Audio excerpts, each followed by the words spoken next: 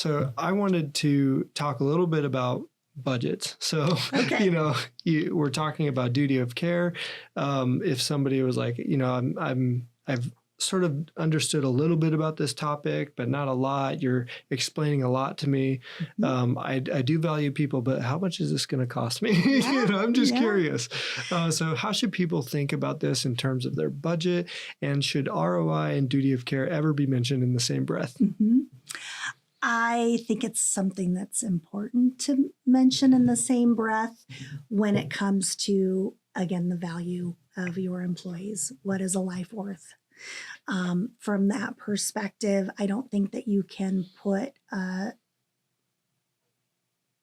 rate of return on how much an employee is worth and how much you're going to spend to protect that life. Or the ROI is always going to be positive. Yes, exactly. Mm-hmm. But you also have to consider, if that's not taken into consideration, as I have said before, what happens if a company ends up in a lawsuit? That could potentially cost a lot more than spending the potential other money for protection. Looking at taxes, we had talked about taxation and compliance regulations, all of those being a part of duty and care.